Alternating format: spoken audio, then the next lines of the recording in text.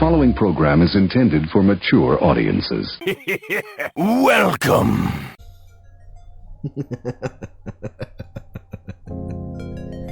Because you all love fucking reviews so much that I do.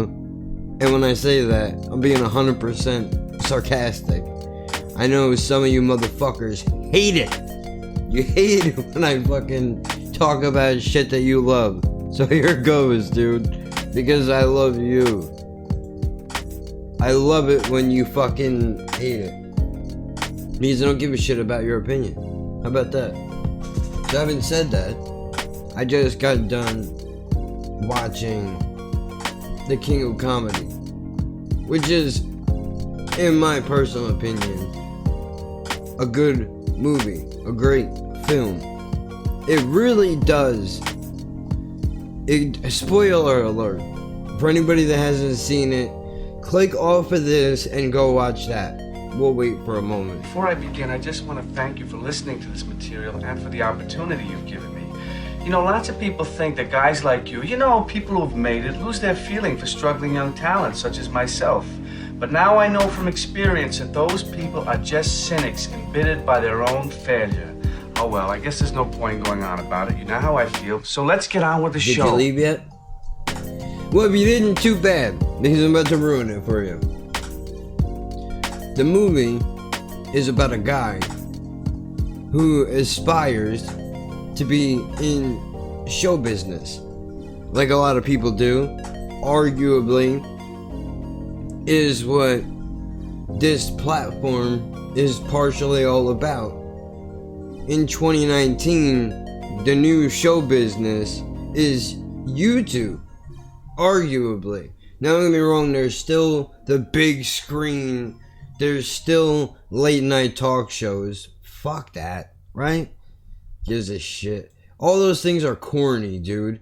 Late night shows are cornball shit. Now don't get me wrong, Jimmy Fallon is fucking the man, dude. Why is he the man? Because he just is. You know why? Because that guy, even though he puts on his fake late night bullshit, if you gave that man the opportunity to run his own show, I think he would be a very authentic person. Thank you. That's not just taking a shot at Conan O'Brien. I like a lot of shit that he does too.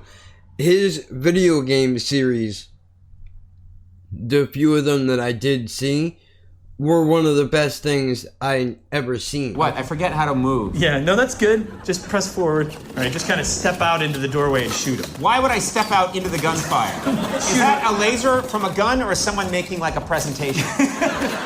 Just because, like, he's a fucking oddball. I like oddball people. I do. I enjoy that shit. So I like that guy, right? I'm not watching late night. Why? What's the point? The last thing that I really watched, and I know, well, you know what? Hold on. We'll give credit to Stephen Colbert, right? Because if you're anything like me, you came up around the time when The Daily Show was a thing. Love it or hate it, or fuck, I forgot John Oliver. Now look, let's put aside the obvious bias that the guy has for Trump, right? Let's put that aside, because whether you love Trump or you hate Trump, he is not what the conversation is about. The conversation should really be about John Oliver and the fact that the man went from The Daily Show doing a small segment to now having his own show on HBO, which, by the way, when it's not rambling on about politics, I mean, I guess you could argue that's what the whole fucking show is, but he does have, when they pick a subject on something and they go into it and you learn shit that you didn't know before, I appreciate that. So I watch it. I mean, it aggravates me. I'm not even a Trump supporter. Let me just put this out there for any of you that are not aware. I'm gonna quote Styles P. when I say I like them dead if we speak on the presidents. Not a Trump supporter, not a Clinton supporter. And Obama slipped too, we need to get it in order. I'm not a Trump supporter, not a Clinton supporter, and Obama slipped too, we need to get it in order. So let's fucking put that out there for everybody. Fuck your side, and fuck you over in the middle. I'm not for any of you at all. Right? So if you don't like the fact that I'm not 100% in support of either or any of those people, that's too bad. Because if you can't look at the shit show that is politics for exactly what it is and realize that all of these people are pretty much full of shit, we can't have a conversation. I'll listen to you and what you have to say, and we can debate back and forth about whatever the fuck it is, policy, whatever. But at the end of the day, that's where I'm at, really. I don't trust any of these fucking people. But that's not even the topic at hand either. We're getting off a subject, right? So, The King Comedy, I almost forgot what the fucking movie was called, is a great movie because this dude's trying to break into show business, and the movie really encapsulates, however the fuck you say it, because I know that wasn't the way to do it. It really highlights for you, that was a better word, the way that show business works. In other words, if you're not in it already, good fucking luck getting in. All right, look, pal. Gotta tell you, this is a crazy business, but it's not unlike any other business. There are ground rules. And you don't just walk onto a network show without experience. Now, I know it's an old hackneyed expression, but it happens to be the truth. You've got to start at the bottom. I know, that's where I am, at the bottom. That's a perfect place to start. Because you have to be brought in. It's like going to a swinger party, right? You can't show up without a woman in most cases. I don't know how they work in other communities. If you want to fucking educate me on that, I'm more than willing to listen and learn some shit. Because I am curious about, like, do you guys even do that kind of shit? I would imagine you would. Maybe you wouldn't. I don't know. If you don't, though, why wouldn't you? Well, maybe it don't match up with what you do. Like, I don't attend those things. I'm not that kind of personality, so why would I assume that you would be? I don't know. Just saying. I don't know what you're into, man. I don't know you personally. Just throwing it out there. So, you gotta be brought in by somebody. I mean, you know why we're here. So if you got any doubts or reservations, now's the time to say so. No one will think any less of you. Because once you enter this family, there's no getting out. This family comes before everything else. Everything. Before your wife and your children and your mother and your father. It's a thing of honor. Then God forbid, if you get sick or something happens and you can't earn, we'll take care of you, because that's part of it. That's St. Peter, my family's saint.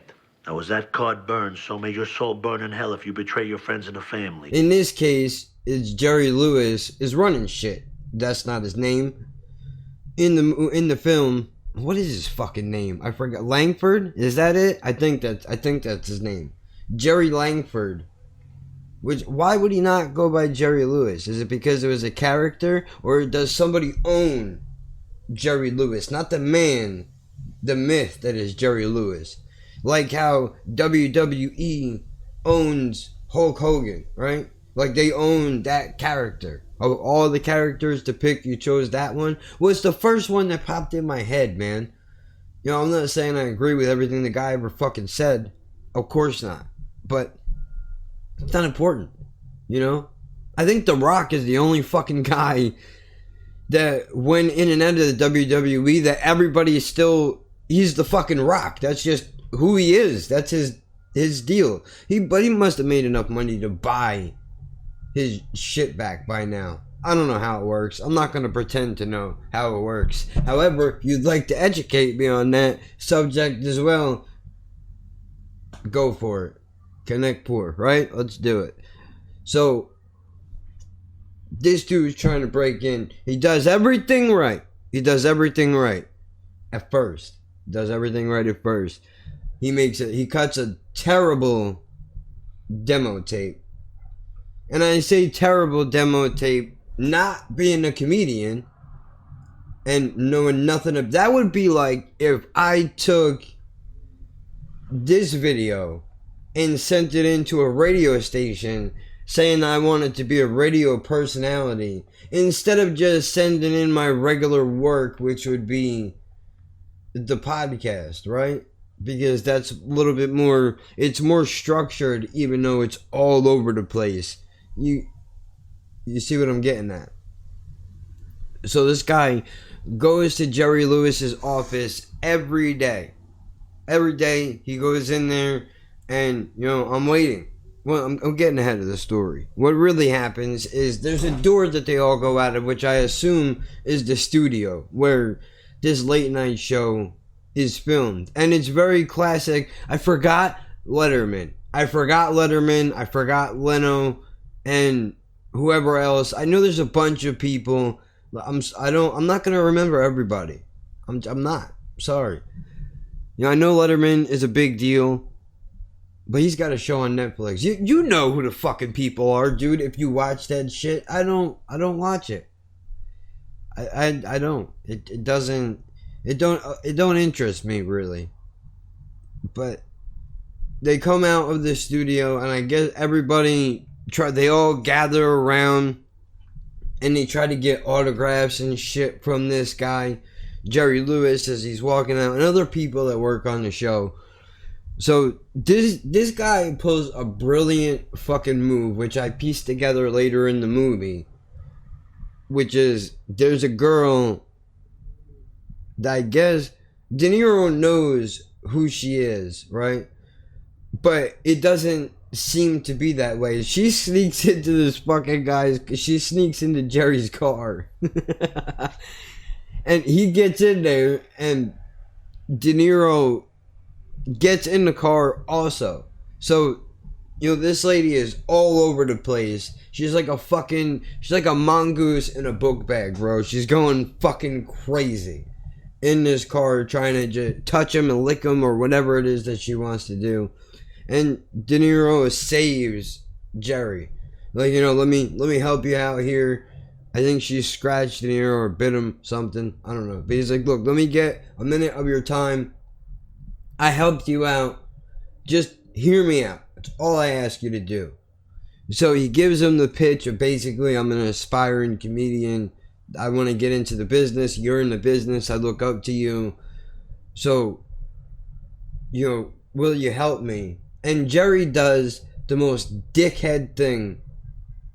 Not the most dickhead thing. One of the most dickhead things that you could do. Instead of just being honest and being like, look, dude, I have no interest in whoever you are. So, fuck off someplace. I appreciate your help.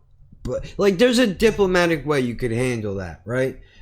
Jerry Lewis could have looked at De Niro and said, you hand me your shit, I toss your demo tape. I appreciate the help, man, but I'm not the guy that brings other people into the business. You gotta find somebody who can actually do that for you. Something, he can word it better. Could have worded it better somehow. But for the sake of the movie, I guess, and for his own safety, maybe he felt like he was in danger. He goes, I'm asking if you listen to my act, that's all. If you listen to my act, then tell me what you think about it. I'll tell you what. Why don't you call my office? All right, okay. All right? I could do You ask for Kathy Long. Terrific. She's my secretary. Okay. And we'll make time to listen to what you're talking about. yeah, cut me a tape, man. And then call my office tomorrow and we'll meet up and we'll take care of this thing and I'll help you out, right? So he gets out of the car and I guess Jerry is like, all right, now that I got rid of that fucking asshole, I can go on about my life. But De Niro, in his world, Jerry Lewis has just said, cut me a tape and I'm giving you the green light into show business. When all De Niro wants is a fucking chance. Just give me a chance and call me back, Just give me 5 minutes. Just give me 5 fucking minutes. Just quit sucking dicks like a fucking cunt bitch and call me back. I'm asking for a second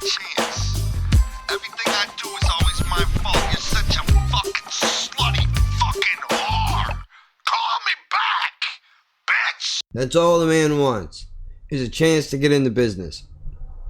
So he goes to this guy's office every day, and he waits. I'm here to see Mr. Langford, whatever the fuck his name is. And the receptionist is like, well, you can wait there. He's not in right now. He's not in now. He's not coming back. He's never coming back. Grab a toaster and take a bath because you're never going to be in show business.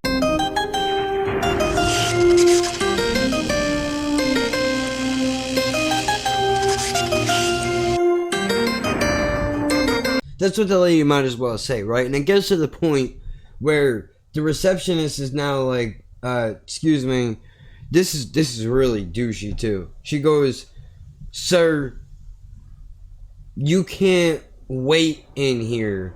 This is not a waiting room. This is a reception area. And then security comes out. They escort him out of the building. Which reminds me about the man who waited so long he forgot what he was waiting for. Well, would you mind waiting outside, Mr. Pupnik? This is a reception area, not a waiting room. I understand. Excuse me, security. Ask him to leave. Yeah, but he won't go. What's his name? Rupert Pumpkin. Hi. Hi. I'm Raymond Wirtz, in charge of security for the Langford organization. Why don't we go outside and talk? Is this your bag? Yes. Yeah, please. Well, I'm waiting for Jerry. It's personal. We'll talk about that outside. Please, sir, take your... I know he's expecting me. Listen, we'll talk about that outside. Please take your bag. I'll explain company policy to you on the way, okay?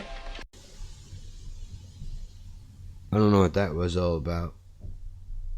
But, you know, they escort him out of the building. He's a mess now. I gotta figure this out. What am I gonna do? I'm cutting a decent majority of the story out, but there are pieces of this film where I'm assuming De Niro is imagining himself in conversations with Jerry Lewis and picturing himself in front of the crowd, like in his basement. Apparently he lives with his mom. In his basement, he has cardboard cutouts of movie stars. He's got the crowd on his wall, which is fucking awesome looking. It's creepy, but it's cool. Like, if you were a hardcore movie guy, I would imagine you would appreciate having something similar to that. Now, would you have cardboard cutouts of people? And, well, no, not more than I think about it. That is kind of creepy, right? But what would you have? You would have cardboard cutouts, I guess. It just wouldn't be... It would be of characters. It wouldn't be of real people. I don't know. I guess... Whatever it is. Whatever it is. Either way. You know, he goes down there. He practices in front of this fake crowd. And in his mind, he gets a stand-in ovation. Now, what would have been really interesting to see... if there would have been an alternate ending to this film where De Niro goes out in front of the crowd and does his set and bombs horribly. Just to see how would it have ended. Would he have taken a bath with a toaster? Would he went and got a job at, I don't know, somewhere doing something, anything else? I don't know, but that's not how the movie went. So I guess we'll never know. I guess you would just have to assume that's what would happen, right? But that's not what happened. So after being thrown out of this guy's office for a whole bunch of times, he decides there's only one thing left for me to do. And that one thing is I'm going to have to kidnap Jerry Lewis. That's the only way that I'm going to get this done. Because, brilliant idea, right? I mean, when you're fucking bananas, why not? So, they kidnap this guy. And they bring him back to that girl's house, who we mentioned earlier, who it turns out that he knows. I don't know if they're... I guess they're friends in some...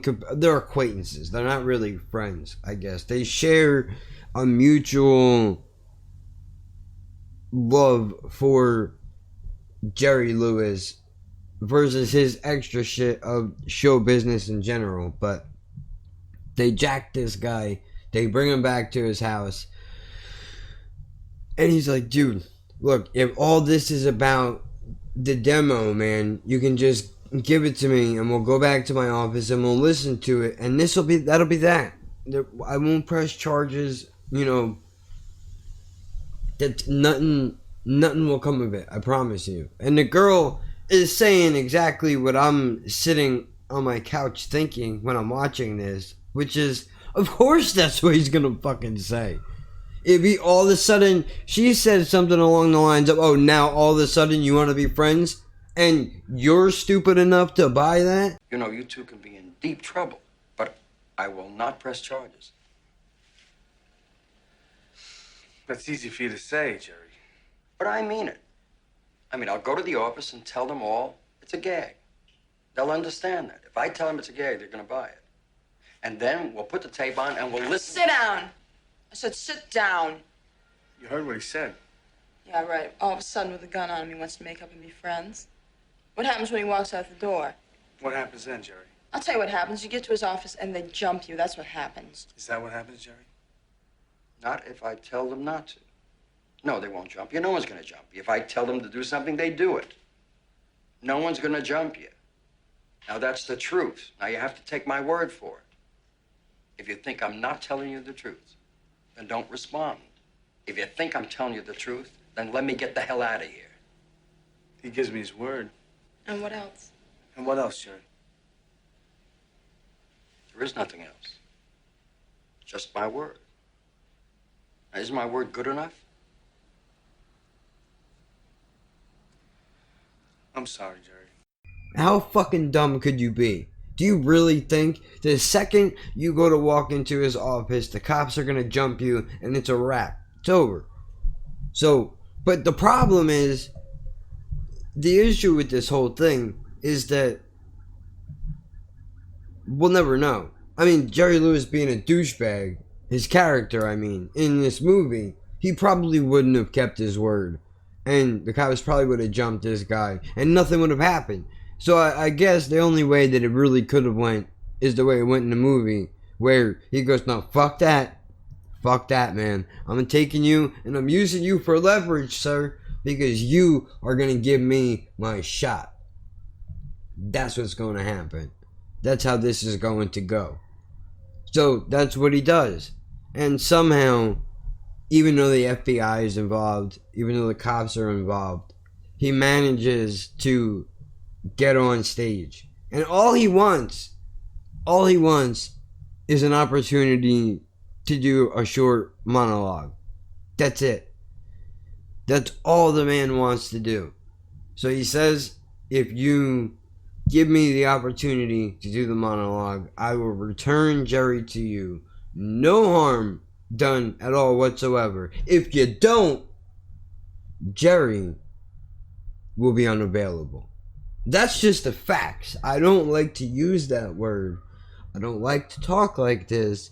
But in the very De Niro way that he does, he goes, I don't have much of a choice here. Don't make me make that choice now. You don't want to do that. You don't want to do that. Let's just do it the easy way and not the hard way. And who the fuck is beating a child outside?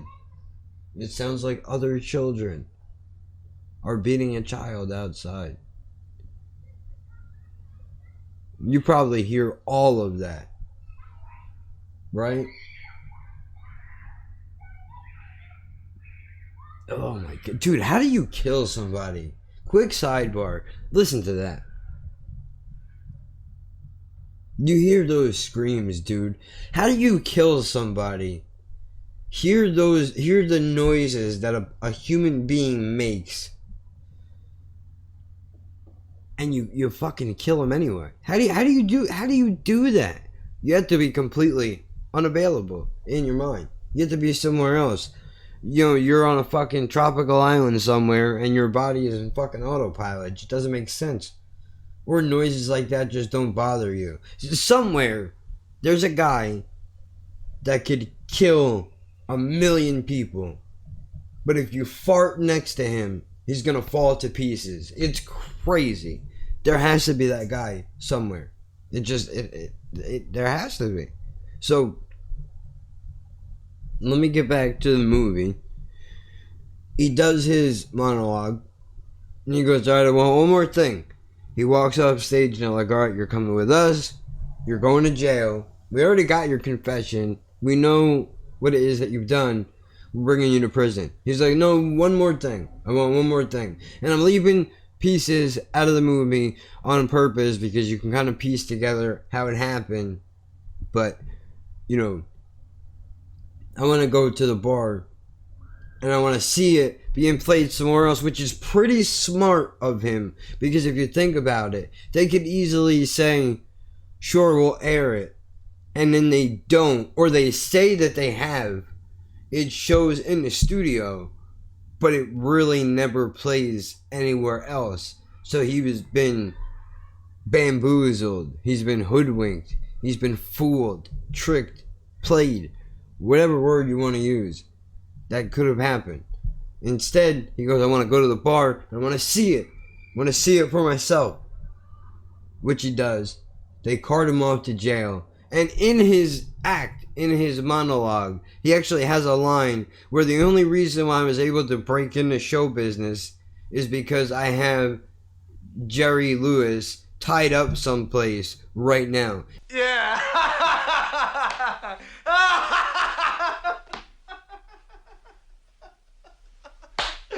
Oh, I love this guy. Always coming up with these great lines. I love him. He's wonderful. You're wonderful. I tell you, I don't know what I'd do without you. And the crowd eats it up. They love it. And he's like, oh, tomorrow you're going to figure out that I'm not joking. But, you know what? Let me see if I can find it. A lot of you are probably wondering why Jerry isn't with us tonight. Well, I'll tell you. The fact is he's tied up. And I'm the one who tied him. Well, I know you think I'm joking, but believe me, that's the only way I could break into show business. By hijacking Jerry Langford. Right now, Jerry is strapped to a chair somewhere in the middle of this city. Well,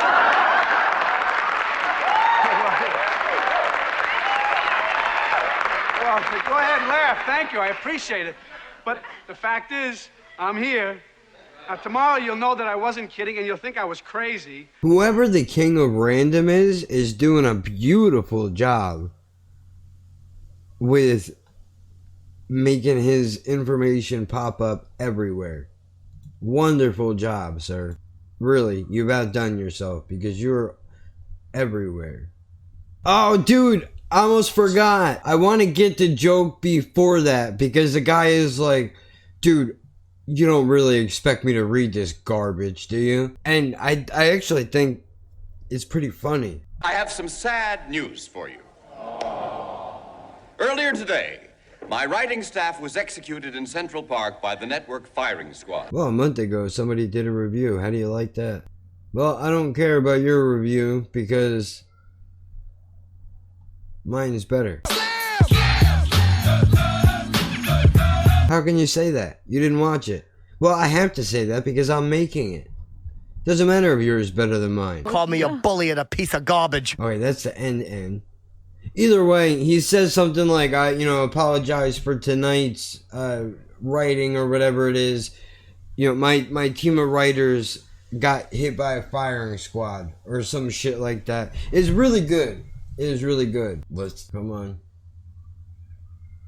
Oh, it's gonna be loud. Oh shit, I scared myself.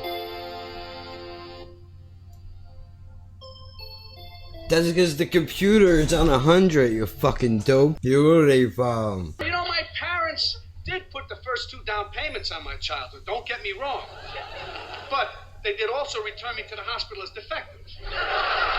I know what you're thinking. How did he get returned and not you?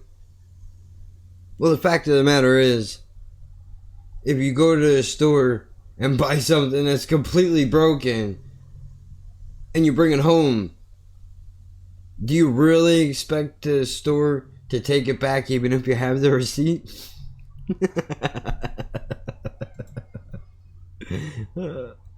That's basically the deal, right? And he goes to prison, supposed to go in for 6 years. He does 2, I think 2.5 on good behavior. He comes out, and now he's a fucking star.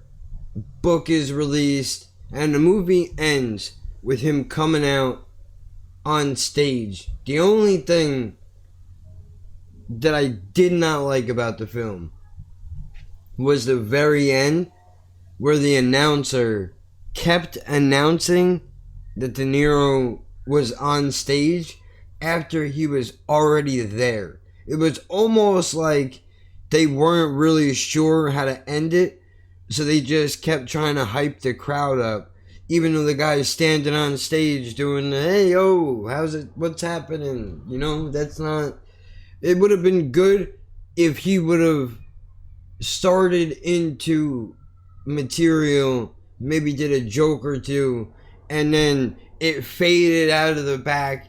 You know, it sucks you out the back door, and maybe in the front of the club, you see the guy's name on the board, and then that's it, roll credits. But Martin Scorsese is clearly a better director, or whatever his job title is, than I'll ever be, so I should shut the fuck up. The man made Goodfellas. He made The Irishman, that I haven't seen yet, but I will bet my balls on the fact that that's going to be a good movie. Possibly the best and final gangster movie that will ever be. I mean, sure, there'll be others, but not like this one. Not like fucking a movie that holds up with The Godfather and Goodfellas and Casino. Not like those films. Sure, there are other great gangster films. Training Day is a great gangster film. Jesus, what more you want? I want justice. Is right? that not justice? That's street justice. What's wrong with street justice? Oh, just let the animals wipe themselves out. God willing. Fuck them. Everybody who looks like them. Unfortunately, it doesn't work that way. The good guys, they die first, right?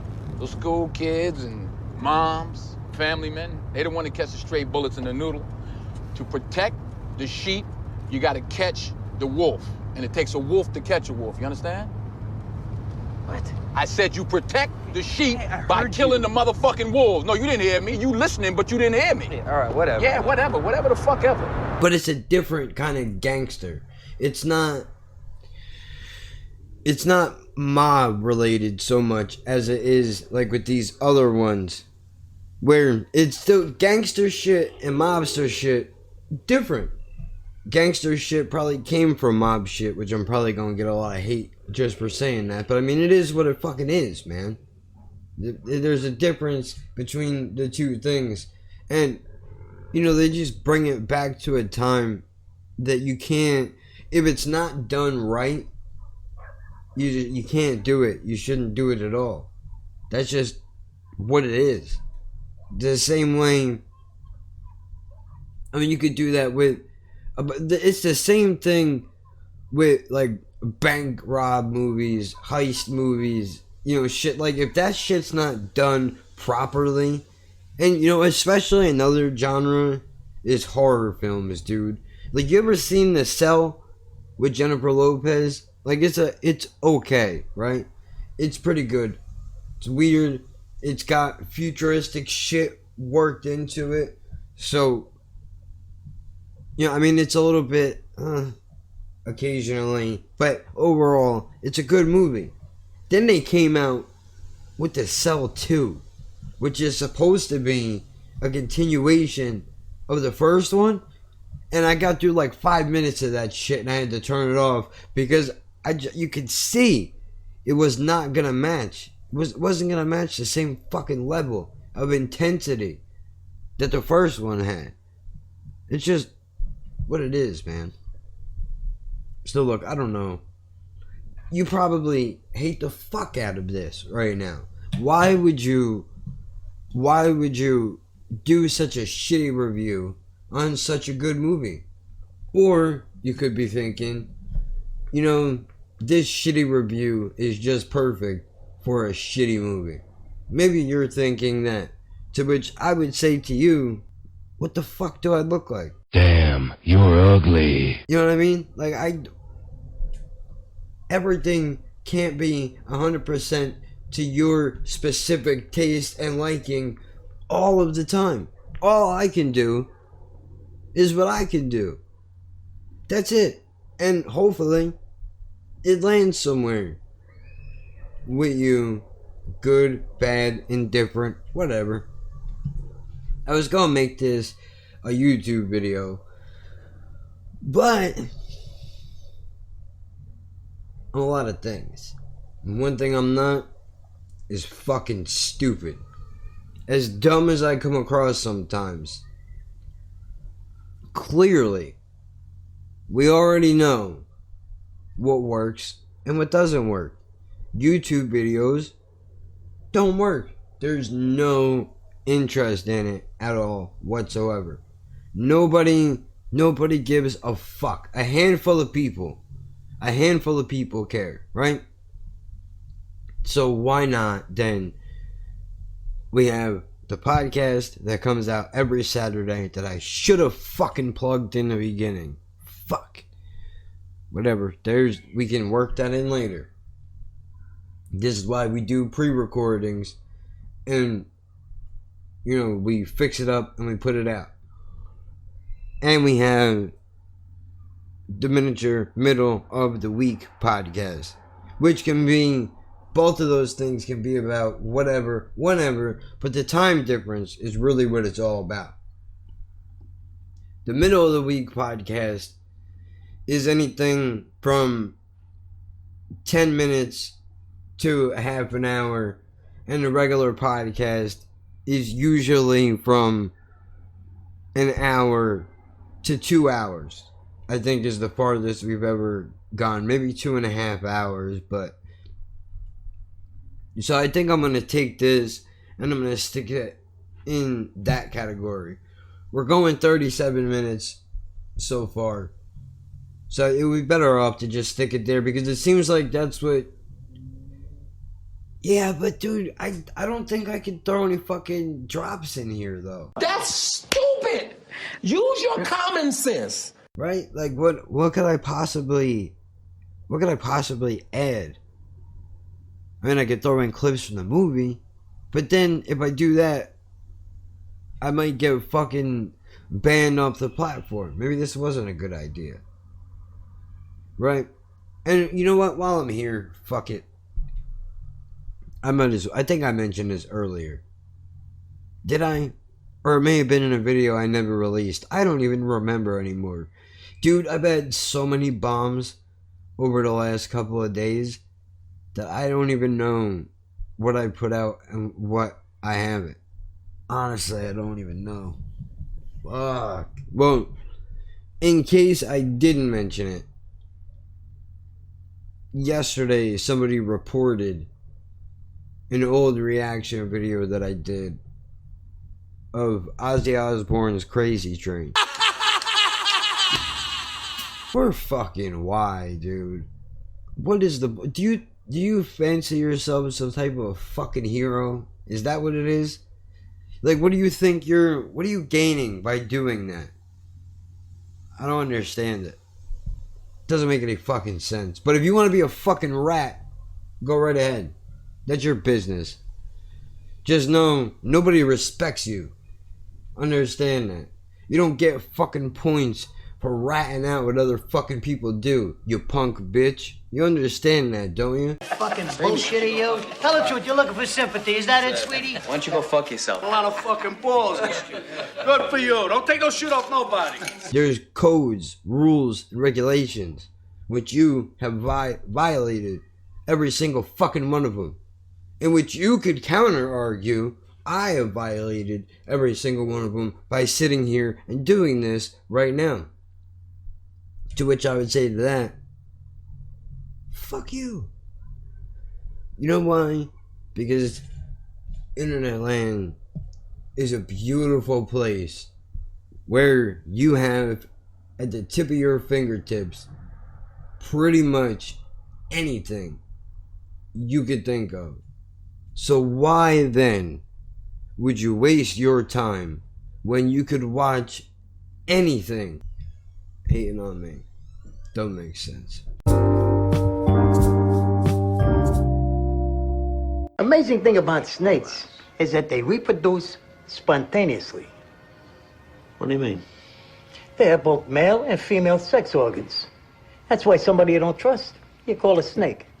How can you trust a guy who can literally go fuck themselves? To a geologist. Don't you think that expression would come from the Adam and Eve story? When the snake tempted Eve to bite the apple? Hey, snakes were fucking themselves long before Adam and Eve showed up, T.